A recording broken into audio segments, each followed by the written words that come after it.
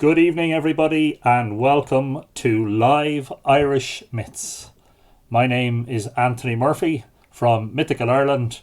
This is episode 21 of our series, which began, believe it or not, on Thursday, the 12th of March, and we're now into April. I promise there'll be no April Fool jokes tonight.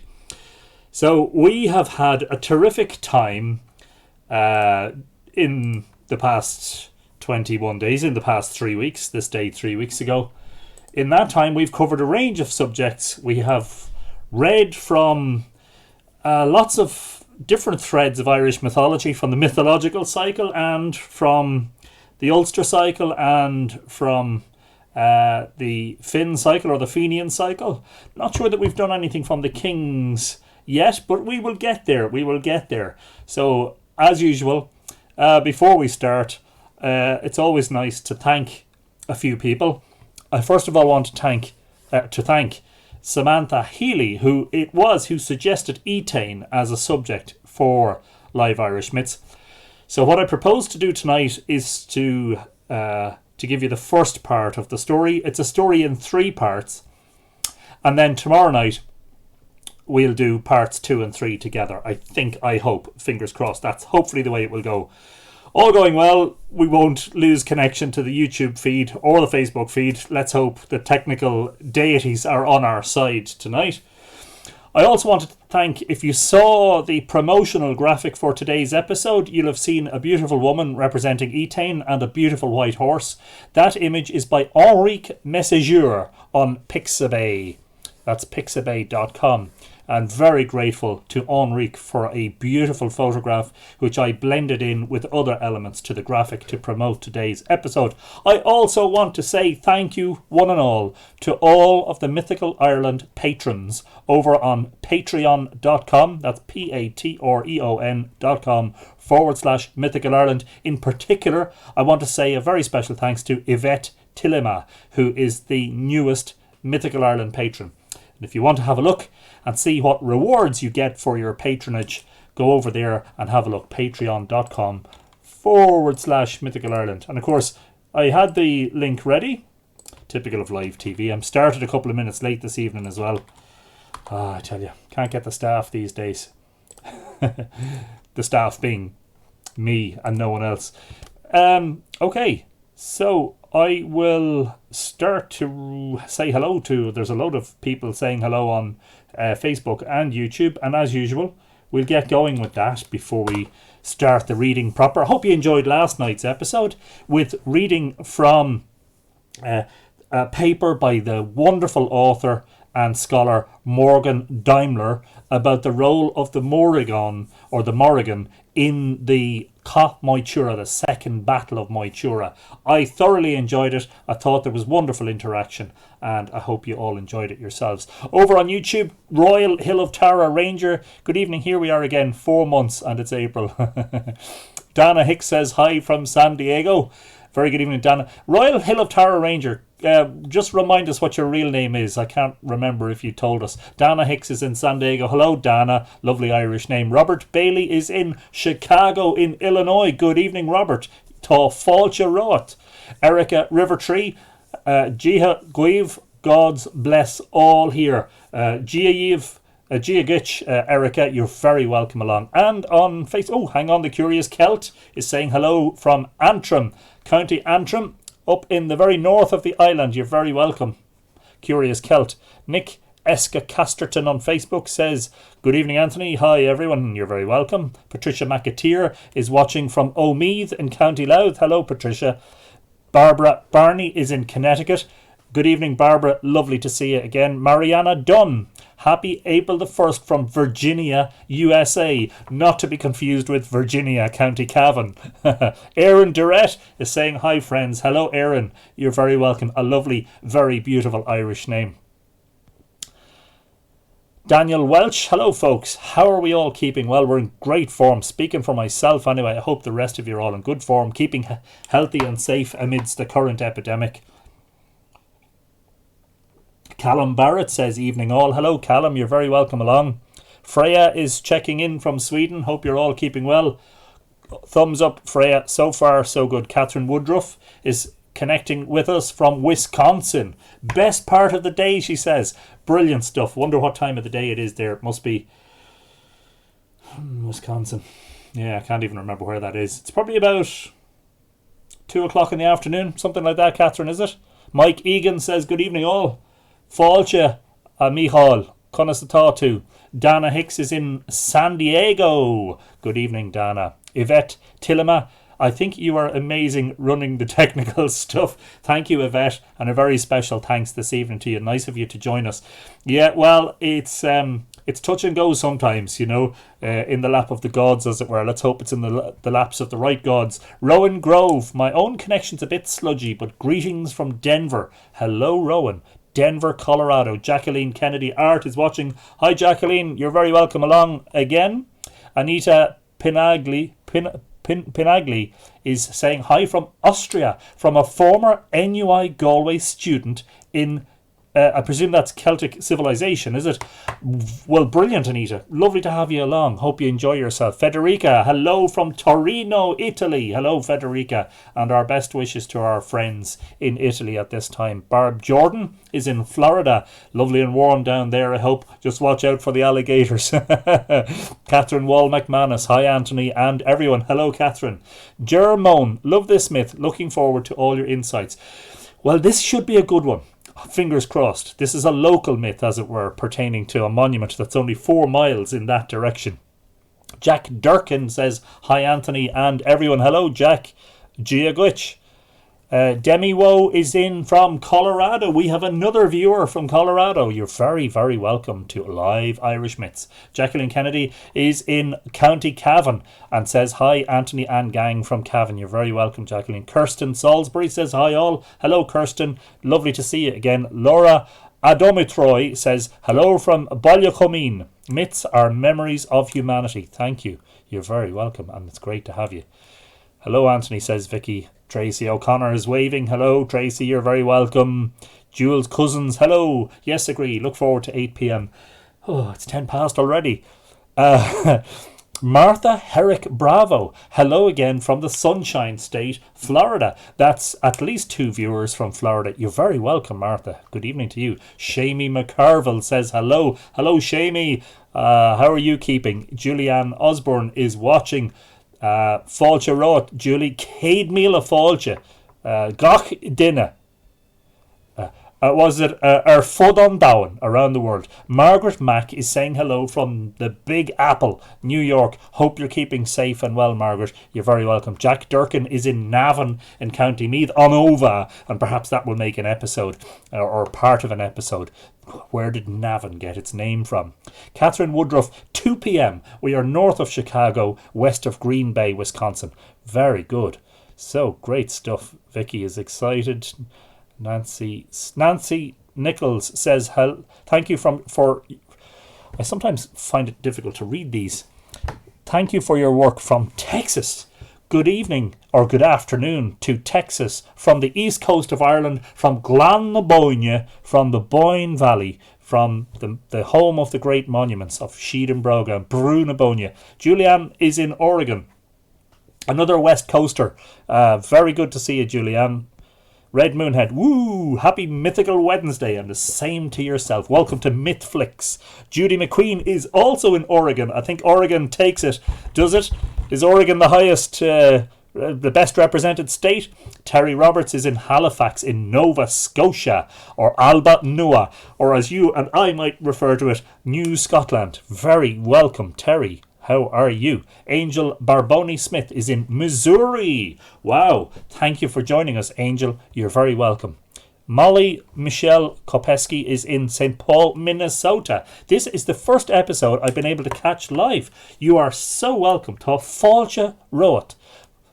Anna Moore. Very big. Brilliant. My son recognised your voice and came running. Thanks, Vicky, and good evening to your son. Kerem Gogus is watching. Hello, Kerem. Hope you are well as well. Oh man, Camilla Litsis. I don't know if I'm pronouncing your name right, Camilla. Camilla is in Dublin, and I remember exactly where I met you and your beautiful artworks. And we had lunch together with the group after the tour at Baltray. We ate lunch in Brew in Drogheda. So I do indeed remember you. I hope you're keeping well, and I hope you're still producing some beautiful artwork. Captain Wall McManus says, would love an episode in where Navan got its name from. Well, perhaps as an episode suggestion, we will do some place names. And what we could do to not make it a massive episode is to tie it down to local place names in this area. And then perhaps we could widen it out, you know. That's a very good idea. So place names, so e.g. Navan. Okay, great. And that is... Catherine, you're getting the credit for that, Catherine, whenever it comes around. And as I said, the idea for Étaín was suggested by Samantha Healy. Not sure if you're watching, Samantha, but if you're watching, thank you. And if you watch this back on video, thank you anyway. Joan Rankin says, hello, Anthony. Joan, a top fan of Mythical Ireland. Lovely to have you along. Maeve Fina Callahan, here representing Oregon. To go, Oregon! There's more people watching from Oregon than there are from the entire island of Ireland at the moment. Aaron Durrett, yes, would love to come and visit Nova Scotia someday. I'm off the west coast of Washington State, so it might take me a while. Tom Lawler is looking forward to the story from County Tipperary. This is getting bigger. Yeah, it is. It's taken longer to read out the welcomes, but it doesn't matter. It's lovely. Anita Elmore, Claire Gordon. I presume you're calling in, Claire Gordon. Anita, I wonder where you are. Excuse me. Proper coughing etiquette during the current crisis. Karim says, I hope you are well too, dear Anthony. I am in fine form at the moment, Karim, keeping the good side out. Deborah Alland is saying hello from Wisconsin, another viewer in Wisconsin. Hello to Wisconsin. Callum Barrett says, could you do an episode about County Mayo? Yes. I'll put it down as a suggestion. I could do, for instance, we could cover myths of Mayo, and one that immediately comes to mind is the story of Patrick fighting the demon birds on Cruachan Aigla. Camilla says, thank you for mentioning. You're very welcome, Camilla. I hope you enjoy the episode. Declan Barron is in Onclaw. The Banner County is in. Good stuff, Declan. Great to see you. Brendan Kinch is watching from Spain. Place names, your area, and Dundalgan. Yes, actually. Yes, let's put that in there as well. And that's Brendan Kinch. Lovely to see you, Brendan. Hope you're keeping well in España. Okay. And Jeanette Gaston Huban is in New Jersey. Anywhere near Princeton, Jeanette, where myself and my wife were last November. Lovely part of the world. Okay, and on YouTube, just in case I haven't missed anything, Martin O'Brien says, Mayo Marty, listening in Pickering, Ontario. Very good evening to you, Martin. Lovely to have you here. Sarah Dennison is in Toronto, Ontario. Very welcome. Wow. Oh, Royal Tara, Hill of Ranger. My real name is Paul Carlin. I know who you are now, Paul. Yes, we interact quite a lot on Facebook. I just didn't know whether that was you or not. Megan Walter says, made it on time. Phew. Connor Puckle says, Giaguich Anton Banachty O'Goliev. Hello from Galway, west coast of Ireland this time. A series on the Loganium. How do you pronounce that word? Loganium places of Ireland would be amazing. Thanks for the amazing content. Yes, well, we will do place names, and in that episode we'll get more suggestions and we can stretch it out, you know. The myth of when he spent 30 days and nights on Croagh Patrick. Yes, self-isolating, one could say. Jeanette says, yes, in Princeton. Wow, fantastic. I lectured in Princeton University on the 22nd of November 2019. We had a fabulous time there. We went to New York as well. Anyway, if everybody's okay, we'll get on with the story. 17 minutes. Megan Walter says, Wisconsin is underrated for magical places, tons of mounds and earthwork, and Parfrey's Glen is stunning. I'll have to look it up next time I'm there. So we're going to give an introduction to the Wooing of Étaín, Tochmarc Étaín, and I'm going to read the first part tonight, and then perhaps the second and third parts together tomorrow night in the next episode. So I hope you're all comfortably seated. If you have a fire, sit by the fire with the laptop on your lap. If you have a glass of something, perhaps You know, milk, water, ale, mead, wine, red or white, doesn't matter, rosé if you prefer, whiskey, poachine, vodka, doesn't really matter, Guinness, you know. Pull up a stool and let's have a little bit of let's have a scale agus a little bit of crack as well. Apart from being a remarkable tale, the Wooing of Étaín has a remarkable history. Although it is preserved in Laur na Híre, that is the Book of the Dun Cow, which is the oldest surviving book in the Irish manuscript collection, the beginning of the first section and the ending of the third are missing, and only the short second section is complete. This situation persisted until this century, when a complete version of the story was discovered lying innocently among a part of the Yellow Book of Lecan housed in Cheltenham, and in 1937 the complete text of the Wooing of Étaín finally appeared in print. Can you imagine that the Wooing of Étaín was only known in part until 1937? Isn't that incredible? The three sections are virtually independent tales. The first comprises a set of variations upon the regeneration theme of the rival lovers. Thus, in the opening episode, Boand goes from her husband Elkmar to the Dog Day and then back to Elkmar. So we see that Bóinne and Elkmar and the Dagda and, of course, Angus and Newgrange come into the tale. Angus's efforts to win Étaín away from her father represent a variant of the type found in the Welsh How Culhwch won Olwen, when his concealing her from Mir suggests that the two gods were originally rivals. In the second section, Yochu and Ailill are the rival claimants, Ailill's love sickness recalling that of Gilvathwy in Math, son of Mathonwy.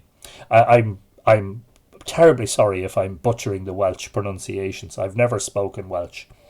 Étaín goes from Yochu to Ailill and back to Yochu. In the final section, it is Midger or Mir and Yochu who contest Étaín, and the tasks assigned Mir recall those imposed upon the Dog Day in the first section and those imposed upon Culhwch. Étaín goes from Yochu to Midger back to Yochu in the person of her daughter, back to Midger, and in some traditions back to Yochu. The uncertain conclusion underlines the seasonal motif. The Wooing of Étaín is also a kind of legal primer. The first section, wherein Angus gains possession of Brún na Bóinne at Samhain, naturally, demonstrates that the Irish had a poetic sense of law. Frank O'Connor says that the trick, borrowing the use of Newgrange for a day and a night, and then claiming successfully that this means for all time, has some esoteric meaning which I cannot grasp. But there is nothing esoteric here. Angus's argument that it, quote, it is in days and nights that the world passes, unquote, explains everything. Mir uses the same trick in the third section, for, in claiming that Yochu has sold Étaín, he is clearly arguing that, quote, my arms round Étaín and a kiss from her, unquote, entitle him to permanent possession of her. That it is in embraces and kisses that love is spent. Actually, since the last ficial game, that's an old Irish variation of chess, possibly a forerunner to chess, actually. Since the last ficial game is played for an open stake, Mir could simply have asked Étaín outright, but perhaps then Yochu would not have kept the bargain. Since Yochu does not accept the argument, he claims that he has not sold Étaín. Mir is forced to trick him a second time, thinking that he has picked out Étaín from among the 50 women. Yochu pledges himself content, but actually he has chosen his own and Étaín's daughter. Mir's name, appropriately, seems to derive from a Celtic root meaning to judge. So we can begin the story proper if I just catch up on any... Alex says, sorry I'm late, Anthony, I had to catch up with the girlfriend on video chat. That is so important, Alex. There's no problem. You can catch up in any case on the video. Jeanette says, I love your drone henge book, Anthony. Great lecture too. Very glad you enjoyed it, Jeanette, as I also did. And of course, I enjoyed the discovery too. Okay, let's see. Tracy says we're all Irish at heart. Yes, especially the Irish. Especially us, real Irish. Not that anybody's not really Irish. Davey, are there any Irish on here at all? Okay. Right. Let's proceed. Good. All good. All present and correct. 22 minutes past 8. There's still light out there. It's cloudy. It's overcast this evening. But it hasn't done any rain in about a week. There was, over Eru, a famous king from the Tuatha de Danann. And, well, it's spelt Echu, E-C-H-U, but I think the proper pronunciation is Yochi Olahar was his name. Now, we dealt with Dagda, didn't we, in one of the early episodes. So if you want to catch up on that later, yes, episode 4, Dagda, chief of the Tuatha de Danann. Another name for him was the Dagdae, D-A-G-D-A-E. Slight variation on the spelling again. Misty McBride says hello. Hello, Misty. Kerem Gogus says I'm Irish. You're as Irish as the next man, Kerem. I always told you that. What was the Irish name I made for you, Kerem? You might remind me. Where are you reading from, says Yvette. This is from Early Irish Myths and Sagas. And there is an introduction and notes by Geoffrey Gantz, and the series editor is, what is the lady's name? Or the advisory editor is Betty Radis, and that is a Penguin classic. But I'm not going to read too much of the story from it because I'm conscious of not breaching fair use, and the second and third parts will be read from an older work tomorrow. Another name for him was the Dagdae, for it was he who performed miracles and saw to the weather and the harvest, and I think that's very important because that cuts him out basically as a solar deity. And that is why he was called the good god. Elkmar of Broga na Bóinne had a wife whose name was Ethna, and we saw in previous episodes how Ethna is probably just a variant name for Boand. Though she was also called Boand. Why don't I just read and stop commenting? The Dagdae wanted to sleep with Boand, and she would have allowed him, but she feared Elkmar and the extent of his power. The Dagdae sent Elkmar away then on a journey to Bress, son of Elaha, at Magninish, and, as Elkmar was leaving, the Dagdae cast great spells upon him, so that he would not return quickly, so that he would not perceive the darkness of night, so that he would feel neither hunger nor thirst. So, this is the Dagdae casting his famous spell upon Elkmar, so that while Elkmar is away, that naughty things can happen between Dagdae and Bóinne. The Dagdae charged Elkmar with great commissions, so that 9 months passed like a single day, for Elkmar had said that he would return before nightfall. Misty McBride says, commenting makes it fun too, though. Yeah, not when the comment is repeated by the words that come immediately afterwards. Robert Arbuckle says, hello, in a bit late, but hopefully hasn't missed too much. You've missed about a paragraph, that's all, Robert, so there's no problem. Kerem can't remember. We'll come back to that, Kerem, on private Facebook message later on. Cuivine, wasn't it? Cuivine Ogogon or something like that. Kerem Gogus is in Turkey and is a wonderful artist and a great friend of mine and has done work for my books. And we came up with an Irish name for it. I think it was something like Cuivine Ogogon. So that's your Irish name. And as I said to you, Kerem, before, you're as Irish as the next man. Anyway, distractions. At this rate will be 3 hours. The Dagdae slept with Elkmar's wife then, and she bore him a son who was named Angus.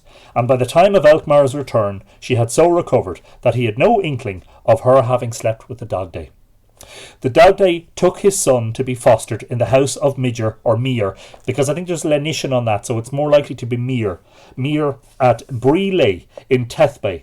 And Angus was reared there for 9 years, and Brílé is a mound outside quite close to the town of Longford in the Midlands of Ireland.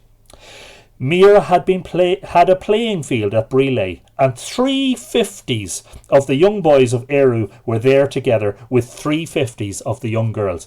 And generally in Irish mythology, Large crowds are indicated by 350s. It doesn't always literally mean 150. It sometimes just refers to a large gathering. And Angus was their leader because of Muir's love for him and because of his handsomeness and the nobility of his people. He was also called the Mock Ogue, for his mother had said, quote, "Young the son who is conceived at dawn and born before dusk," a reference to the magic spell of the Dagda, which made 9 months feel like one day. Now Angus fell out with Tria, son of Febal, or Gobor, of the Fir Bullock. Tria was also a fosterling of Muir and was the other leader at play. Angus had no mind to speak with Tria, and he said, "It angers me that the son of a slave should talk to me." For he believed that Muir was his father, and that he was heir to the kingship of Brile, and he did not know of his relationship to the Dagda. But Tria answered, "It angers me no less that a foundling who knows neither his mother nor his father should talk to me." Angus went off to Muir, distressed and in tears at having been shamed by Tria. "What is this?" asked Muir. "Tria has mocked me and thrown it in my face that I have neither father nor mother." "False," replied Muir. "Who are they then, my father and my mother?" "Yochu Olahar is your father, and Ethna, the wife of Elkmar of Wooing of Étaín, is your mother. I have reared you without Elkmar's knowledge, so it would not pain him that you were conceived behind his back." "Come with me then," said Angus, "that my father may acknowledge me, and that I may no longer be hidden away and reviled by the Fir Bullock." Muir set out with his fosterling to speak with Yochu thus, and they came to Ishnach Midge, at the centre of Eru, for that is where Yochu dwelt, with Eru extending equally far in every direction, north and south, east and west. And this is principally important. Angus is going to meet his father for the first time, and he's meeting him not at Broga, which in some tales is Dagda's home and the palace that he built, but in fact at Ishnach, the sacred centre of all of Ireland. Guido Bruce is watching. Hello, Guido. You're very welcome. Tá fáilte rót. They found Yochu in the assembly, and Muir called him aside to speak with the boy. "What would he like, this youth who has never been here before?" asked Yochu. "He would like his father to acknowledge him and give him land," answered Muir, "for it is not right that your son be without land when you are the king of Eru." "A welcome to him," said Yochu, "for he is my son. But the land I have chosen for him is still occupied." "What land is that?" asked Muir. "Wooing of Étaín to the north," said Yochu. "Who is there?" asked Muir. "Elkmar is the man who is there," said Yochu, "and I have no wish to disturb him further." So this is very interesting. Elkmar is in possession of Brú na Bóinne, which in some versions of mythology or some threads is Dagda's home, and Dagda has no wish to disturb him. "What advice then can you give the boy?" asked Muir.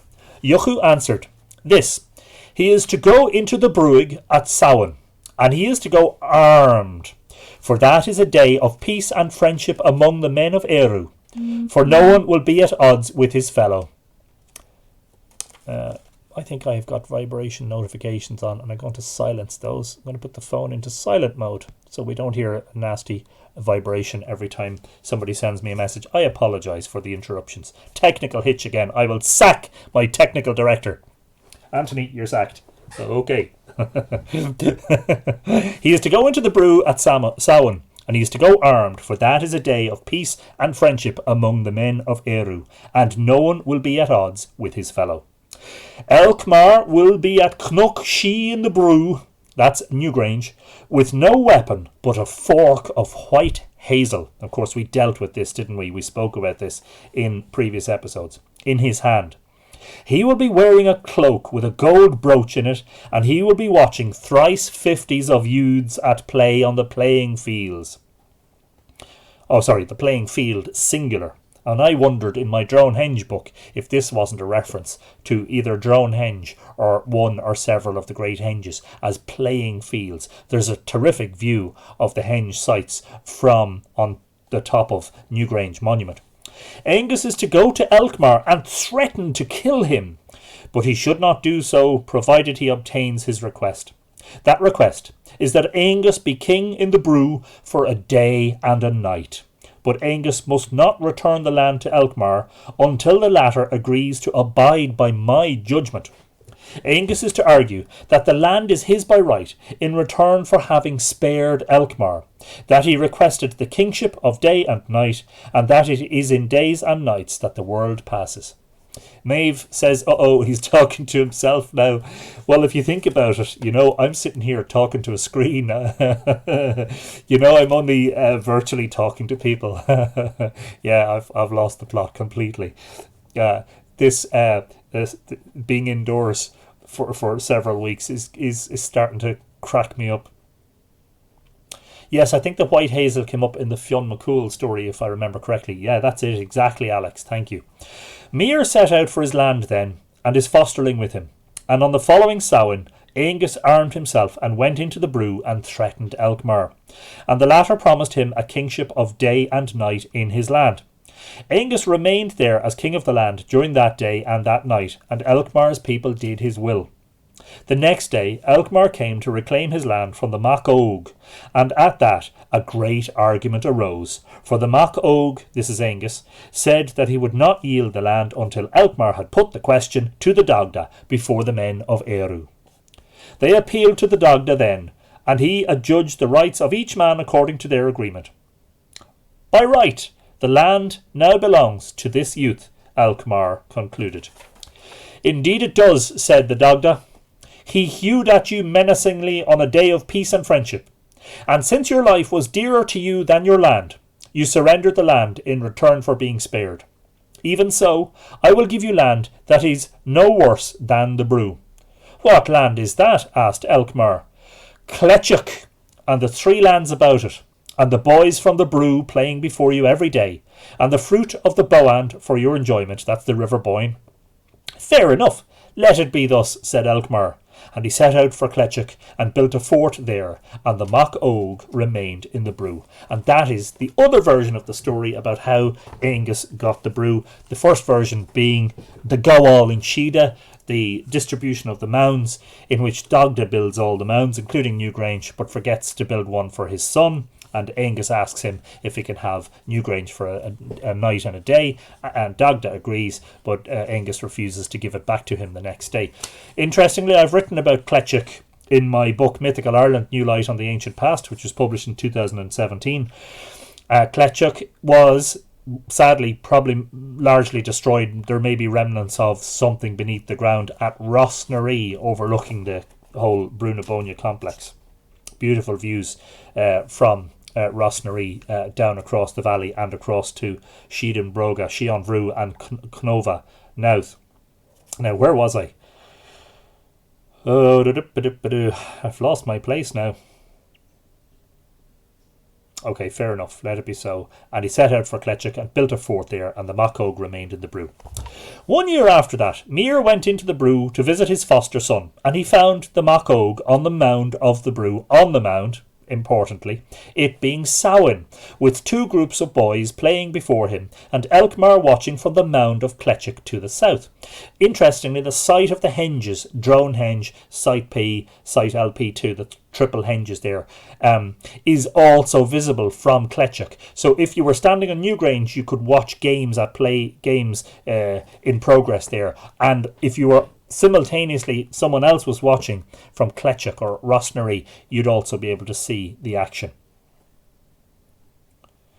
A quarrel broke out among the boys in the Brew, and Muir said, "Do not trouble yourself, otherwise Alkmaar may come to the plain. I will go and make peace among them." Muir went then, but it was not easy for him to part them.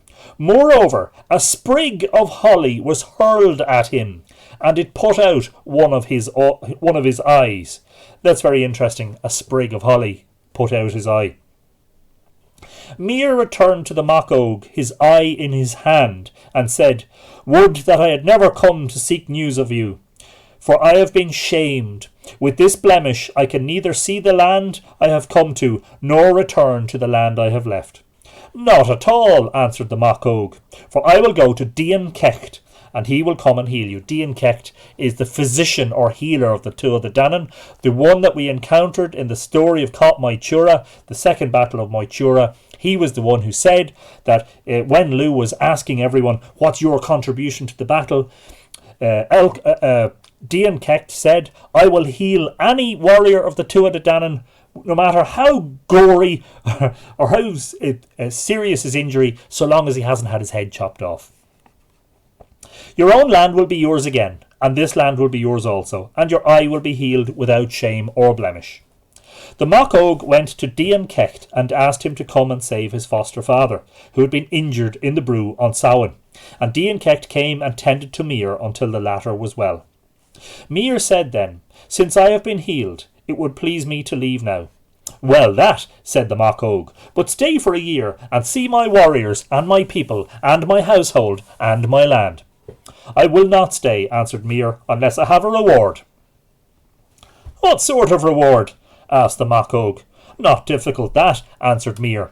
A chariot worth 7 cummels, and clothing appropriate to my rank, and the fairest woman in Eru. I have the chariot and the clothing, said the Mock-Og, whereupon Mir said, I know of the woman whose beauty surpasses that of every other woman in Eru. Where is she? Asked the Mock-Og. She is of the Uli, answered Mir, daughter of Ailill, king of the northeastern part of Eru. Étaín Echria is her name, and she is the fairest and gentlest and most beautiful woman in Eru. And if you've seen the graphic for today's episode, you'll have seen a beautiful woman and a beautiful white horse. And Étaín Echria is supposedly means Étaín the horse rider.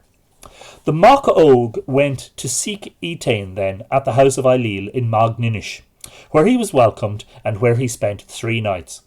He announced himself and told of his race and his people, and said that he had come to ask for Étaín. I will not give her to you, said Ailill, for there is no profit in it. The nobility of your family and the extent of your power and your father's is so great that, if you were to shame my daughter, I would have no recourse. Not at all, replied the Mock-Og, for I will buy her from you here and now. You will have that, answered Ailill. This is a strange turn. You know, he asks and he says no, but he says I'll buy her, and the father says yes. Very strange, very odd. Tell me what you want, said the Mock-Og. Not difficult that, replied Ailill. 12 lands of mine that are nothing but desert and forest are to be cleared, so that cattle may graze on them, and men dwell there at all times, so that they may be suitable for games and assemblies and meetings and fortifications. And even that's fascinating, because it indicates that in early times, and it's a memory of early times, when forestry had to be cleared from the land in order to build monuments, such as the great passage mounds of Newgrange, Nowth and Dowth, such as the great assembly sites, the Éanach sites, Éanach and Broga, Éanach and Vrú, when all of the henges and the late Neolithic structures were built. That will be done for you, said the Mock-Og. He went home then and complained of his predicament to the Dagda. Having said it'll be done, he goes and complains to the father, you know. The latter, however, cleared 12 plains in Ailill's land in a single night. This, folks, is the power of the Dagda. Mag Mache, Mag Lemna, Mag Niha, Mag Tochar, Mag Nula, Mag Techt, Mag Li, Mag Lina, Mag Murhevni. And of course the latter is Mag or Moy Murhevna, the plain covered by the magic sea, which we have met in several episodes, including the one about the Dagda. The task having been accomplished, the Mock-Og returned to Ailill and demanded Étaín. You will not have her, said Ailill. There's a familiar refrain going on here.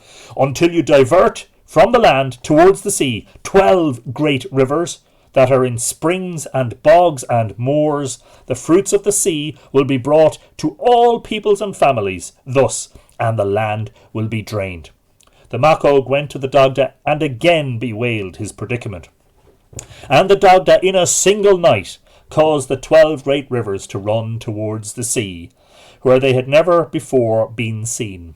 These were the rivers: Findy, Modorn, Schlene, Nass, Aunas, Étaín, Or, Bandy, Sour, Lochie.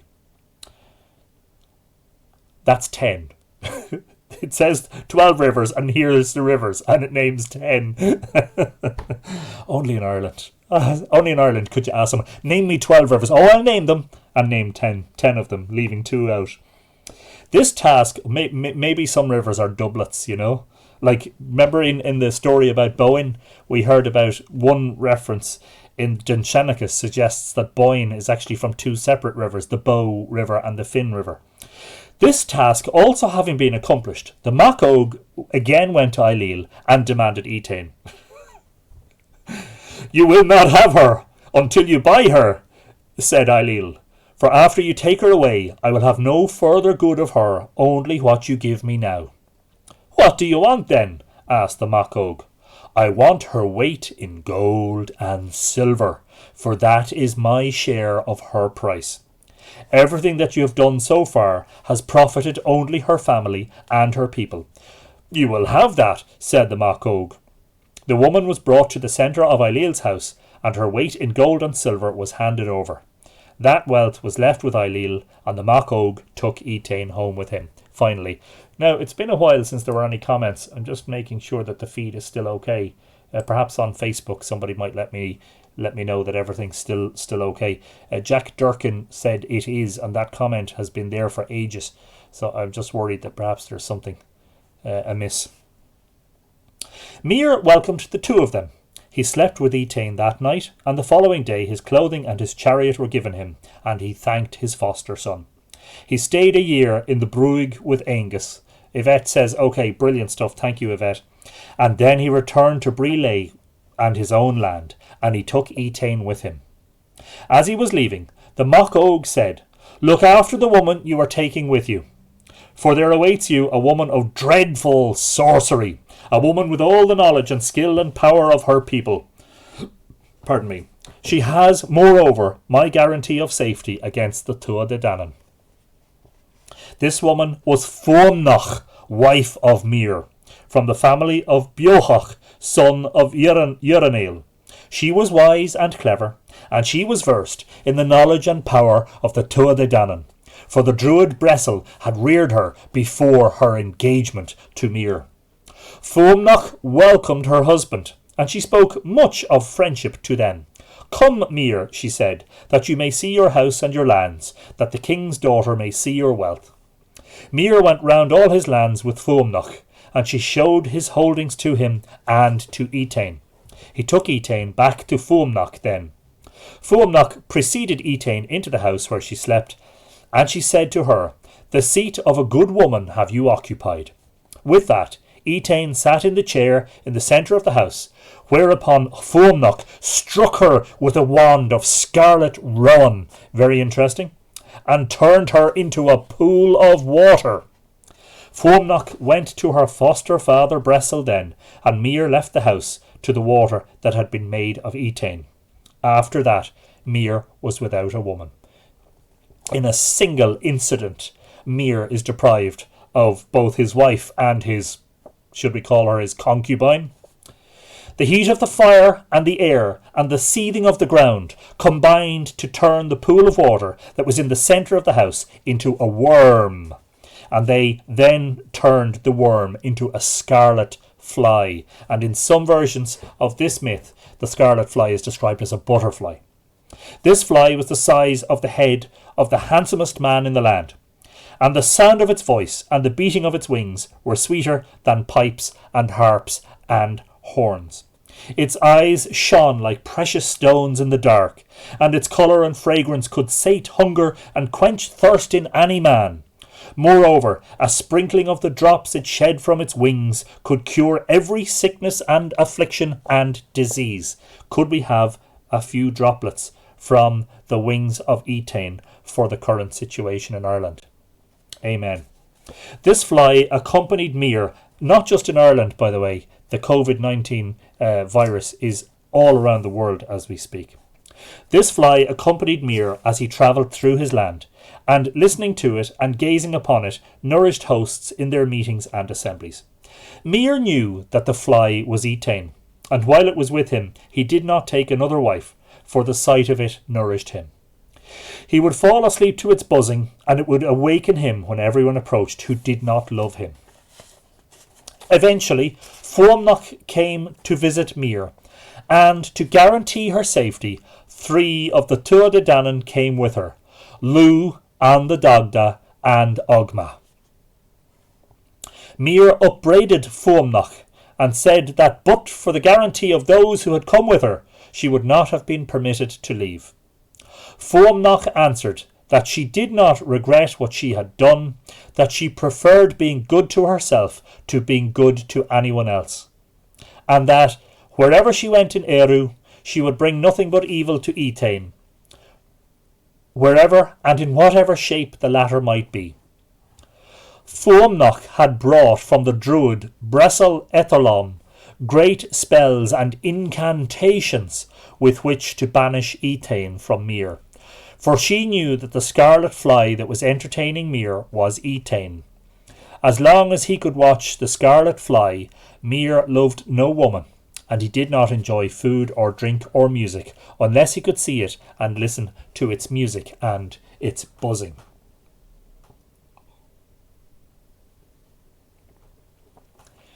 With her druidry, then, Fuamnach conjured up a lashing wind that blew Étaín out of Bríle, so that for 7 years there was not a hill or a treetop or a cliff or a summit on which the fly might alight.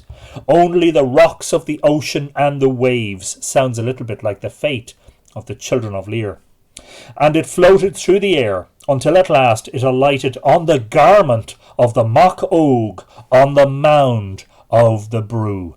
Very important. The fly, or the butterfly, lands on Angus's garment while he is on the mound of Newgrange, or Sheed and Broga.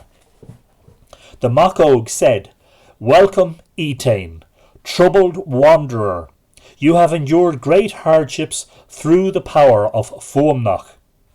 Not yet have you found happiness, your she secure in alliance with Mir. As for me, he has found me capable of action with hosts, the slaughter of a multitude, the clearing of wildernesses, the world's abundance for Ailill's daughter. An idle task, for your wretched ruin has followed. Welcome." The Mock Og welcomed the girl, that is, the scarlet fly. He took it against his breast in the fold of his cloak, and he brought it then to his house and his bower, sometimes described as a crystal bower, the latter with its airy windows for coming and going, and the scarlet veil he put around it. Folks, this is a reference to Newgrange and the interior of the monument, which is coated in white crystals. The exterior of the monument is coated in white crystals. The Mock Og carried that bower wherever he went, and he fell asleep by it every night, lifting the fly's spirit until its colour and cheer returned. The bower was filled with strange, fragrant herbs, and Étaín prospered with the scent and the colour of those healthful and precious herbs. Fuamnach heard of the love and honour that the fly was shown by the Mock Og, and she said to Mir, "Have your foster son summoned, that I may make peace between the two of you, and I, meanwhile, will go in search of Étaín." A messenger from Mir arrived at the Mock Og's house then, and the Mock Og went to speak with him. Fuamnach, however, circled into the brew from another direction and unleashed the same wind against Étaín, so that the latter was driven out of the bower on the same wandering as before, 7 years throughout Eru. The lashing of the wind drove the fly on in wretchedness and weakness until it alighted on the roof of a house in Uli where people were drinking. There it fell into a golden vessel that was in the hand of the wife of Etar, a warrior from Inber Kirchmanne in the province of Crohor. Étain's wife swallowed Étaín. Etar's wife swallowed Étaín along with the drink in the vessel. And there we are going to leave the story for tonight, I think. Just want to be careful that we don't intrude into parts 2 and 3. Actually, no, we're okay. We're okay. We've a little bit more to go, I think. Yeah, just want to make sure that I'm not spoiling anything.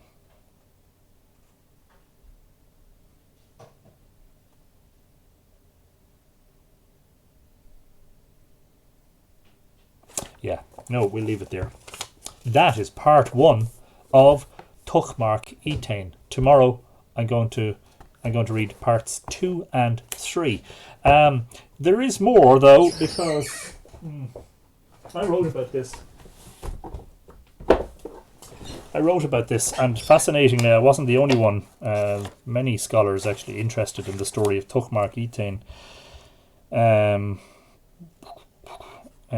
Particularly Ronald Hicks, who wrote some very interesting interpretations of that myth, saying that myth was a lunar myth.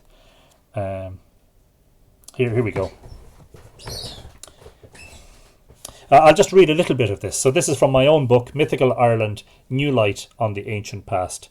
And just to say, of course, if you're interested in a signed copy, you can purchase a signed copy on my website, mythicalireland.com. The post is still running in this country. Not sure how it is in your country. So if you order a copy, it will be sent out to you.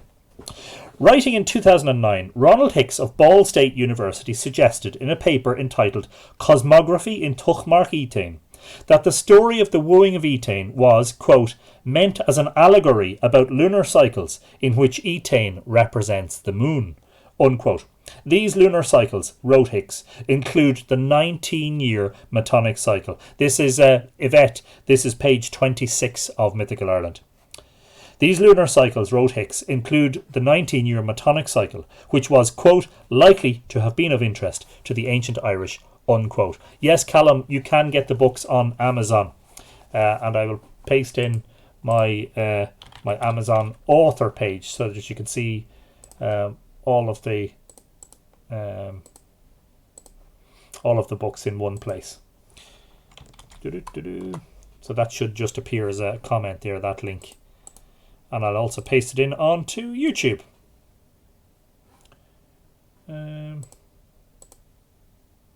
Hopefully that will appear.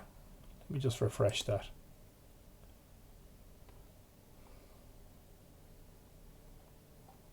It's there. Thank you. In one part of the Wooing of Étaín, Muir's wife Fuamnach became jealous of her husband's new wife Étaín. By magic, Fuamnach turned Étaín into a butterfly, some versions say a fly, and raised a storm that buffeted the butterfly around Ireland for 7 years. At last, however, and here's a different variation of the story, and listen to this, this is magical. At last, however, a chance gust of wind blew her through a window of the fairy palace of Aengus on the Bóinne. The immortals cannot be hidden from each other, and Aengus knew what she was. Unable to release her altogether from the spell of Fuamnach, he made a sunny bower for her, and planted round it all manner of choice and honey-laden flowers, on which she lived as long as she was with him, while in the secrecy of the night he restored her to her own form and enjoyed her love. I mean, a window of the fairy palace of Aengus, that is the famous roof box of Newgrange, where the sunlight enters in on the winter solstice. There is only one window at Newgrange, the sky window, or roof box as it is more commonly known. Yeah, page 26. Yeah. It's correct, yeah, this is, 26, 27, I'm on 28 now. There is only one window at Newgrange, the sky window or the roof box. This aperture allows the sun to shine into the chamber on winter solstice. Perhaps the sunny bower is the chamber of Newgrange, illuminated by the rays of the rising sun on the shortest days. Hicks raises a further interesting possibility, and this is a quote from Ronald Hicks's paper. Two elements appear significant: that he drapes a scarlet or purple cloak about her, and that her colour returns to her at night. This sounds rather as though she, or at least her crystal bower, may be the moon when it appears in the sky during daylight hours. The comment about her colour returning to her certainly fits the moon's appearance at nightfall when it has been in the sky during daylight hours. Étaín sometimes carries the epithet Echria, meaning horse rider. Hicks draws attention to the fact that in Irish tradition the moon is sometimes called an Láir Bhóin, meaning the white mare. And if you were listening last night, we had the wonderful Morgan Daimler join us, commenting and answering questions. And Morgan Daimler's blog is called Láir Bhóin, which is exactly from the white mare. This is especially fascinating in light of some of the folklore surrounding the Milky Way and how it associates with the moon, which we will discuss later. And that's all I'm going to give you from Mythical Ireland, New Light on the Ancient Past. But a fabulous interpretation of the story from an astronomical point of view. Lots and lots and lots to digest from Tochmarc Étaín Part 1. From my own point of view, I in recent years have honed in on the story of Elkmar and the fork of White Hazel and the druidic aspect and his banishment, or his not really his banishment, his exit from Newgrange and his flight across the river to Cletchik. And I've done a chapter in Mythical Ireland about Cletchik and investigating the location of it and the possibility that there may be the remnants of a monument under it. Callum Barrett says, how many books have you got published? That would be 6 in total. My first book, Island of the Setting Sun in Search of Ireland's Ancient Astronomers, which was published with co-author Richard Moore, is out of print. There was a plan to have a 2020 edition out in May of this year. I know a lot of you are waiting for it because the second-hand copies on Amazon are ridiculously expensive. That has been put on hold during the current crisis. My publisher says we'll push it back by a couple of months and we'll re-evaluate the situation as the COVID situation develops. Hopefully, as the COVID-19 situation gets, happily dealt with. But fingers crossed. 4 books of non-fiction: Island of the Setting Sun, Newgrange Monument to Immortality, Mythical Ireland, New Light on the Ancient Past, and last year Dronehenge, the story behind the remarkable discovery at Newgrange. 2 works of fiction: Land of the Ever-Living Ones, a novella, and The Cry of the Sebok, which is a short novel. Land of the Ever-Living Ones is out of print but available on Kindle.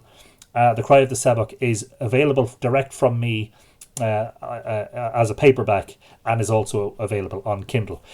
If you're really desperate to find a copy of Island of the Setting Sun and you don't want to spend $300 or $400, if you have a Kindle, there is a Kindle version on Amazon. So again, the author page that I connected in with earlier on, or linked in with, you can follow that.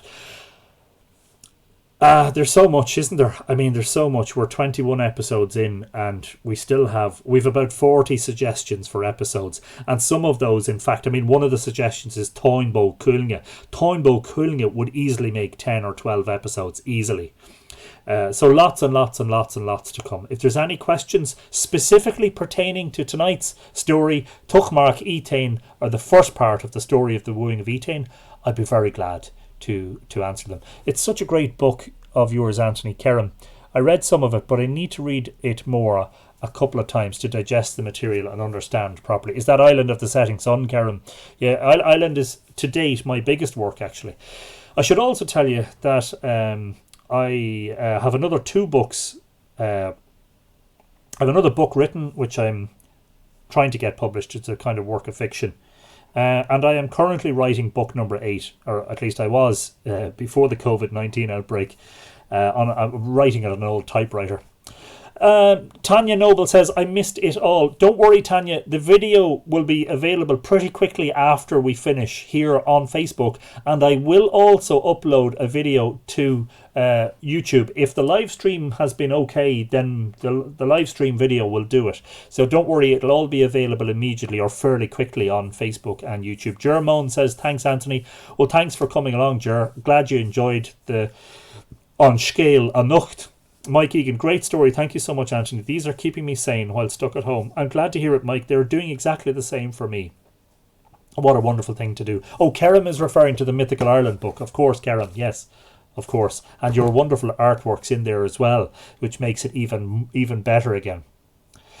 Dan B says, don't worry, it will improve. The virus is shown to be extremely susceptible to UV light, so we will see a huge decline as the UV increases over the next month or 2. I hope that's the case, Dan. I really do. Tua de Dan.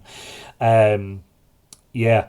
A secret cloak on the moon also makes me think of a lunar eclipse, says Megan Walters on YouTube. But that's interesting, because if you see reference to red, and red cow is a common place name in Ireland, I often think that that's got to do with the moon in eclipse. So yes, absolutely, a scarlet cloak, a lunar eclipse, fabulous analogy there, and a good observation, Megan. I should point out too, just on the subject of the COVID scare, that in Ireland we're in a sort of a partial lockdown. We're allowed to go out for exercise. 14 people passed away today, and there were just over 300 new cases. However, the number of new cases is not rising exponentially as it would have if this was unmitigated. All of the measures that have been taken are flattening the curve, very much so. And hopefully preventing a lot of people from getting this, and hopefully saving a lot of lives. Look, folks, the way I'm looking at it right now is we have food, we have running water, we have a warm house. I personally have a lovely family. There are 7 of us, 7 humans in this house, and 2 dogs. It's bringing us together in a way. It's lovely, it's nice, you know. We're connected to the world via technology and broadband and smartphones and computers and tablets and the whole lot. It's brilliant. We didn't have this a generation ago. We're very lucky to have it. And so I hope that we can keep enjoying these live episodes as long as this situation goes on. I have a feeling that Live Myths is something I will continue to do anyway, regardless of what happens with the COVID outbreak. Just making sure there aren't suggestions for... Jack says, thanks Anthony, great stories. You're very welcome. The Táin would be brilliant. Lots of connection to that story here in Omeath. Yes, Patricia, absolutely, of course. And we will be doing the Táin. There's no doubt about it. I just have to think about the approach, whether we'll just read it from beginning to end or whether we'll chop it up into different bits. I'd rather read it, so that it flows, rather than take a bit here and a bit there and a bit, Aaron Durrett, an episode on current thoughts about the games played in the henges. Not sure that would make a complete... Actually, do you know what? It would. Because I wrote a bloody book about it. Sorry about the language. Aaron says, okay, let's just put that down as a suggested episode. The games played in the henges. And I could perhaps read from my Drone Henge book. I have a feeling you guys are being really clever here. By the time this series is finished, you'll have basically had all my books read out to you. In sections. You'll be able to cut and paste all the different bits of audio, and you'll have like all my books in an audio file. Nick Eska Casterton, sage words, Anthony, thanks. Alex, agreed, Anthony, we're very lucky. Yeah, we are so far anyway. Callum says, how many episodes are you thinking of doing? Callum, I did this on a whim. On Thursday the 12th of March, when the first of the restrictions were announced. I just said, look, let's connect with the world and let's try and settle people down and distract ourselves from the anxiety. I have no idea. I really don't. But you see, tonight it took us more than 15 minutes just to get into the story, because the interaction is lovely. There's a lovely community around it. And I love the fact we have what I call our own Tua, Tuath, which is an Irish for a tribe or a tribal unit. We have our own sort of little online family here. We're gathering together to hear old stories. We're feeling good together. We're putting out positive vibes. We're distracting ourselves from all of the bad news. And it's relentless COVID-19, headline after headline after headline. You can't even go on to your Facebook feed or your Instagram feed or your Twitter feed, and it's full of it. So let's just keep this going, and let's keep trying to do it every day. I'd never have been able to do this every day before this crisis, because I've so many other interests. And for instance, most of us, myself and my kids, play in a brass band here in Drogheda, and we would be at classes and rehearsals regularly, and so I wouldn't have been able to do it every night at 8 o'clock, but I can do it now, and so let's continue it so long as people are enjoying it, and so long as this lockdown goes on anyway, which I suspect is going on till Easter Sunday, but I suspect it will be extended. You know, I can't see life immediately returning to normal anytime soon. So yeah, I haven't thought about it too much. I'm happy to keep doing it as long as I can do it, and as long as I'm fine and healthy and in a good place to do it. Spiritually and psychologically and mentally, I'm in a good place right now, and I wish that to all of you, and I hope that the stories are helping you with that. You know, reviving the she, says Margaret. Callum, I'm absolutely loving the series, Anthony. To be honest, listening to these stories have calmed my Tourette's down a lot. I'm delighted to hear that, Callum. That's heartwarming. A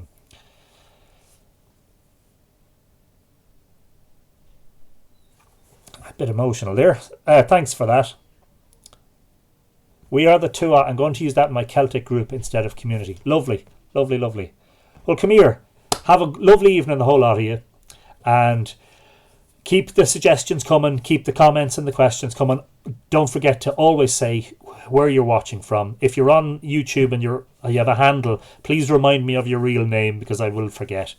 And we'll see you all tomorrow night. All going well. No, tomorrow is what? Thursday. You know, we're okay. No April Fool's jokes today. I normally would, but I suppose with things the way they are, it's good to keep up our humour. But I just don't have any April Fool's jokes to tell you at the moment.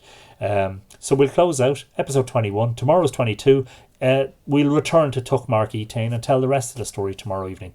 I hope to see you all then. I wish you all a blessed evening.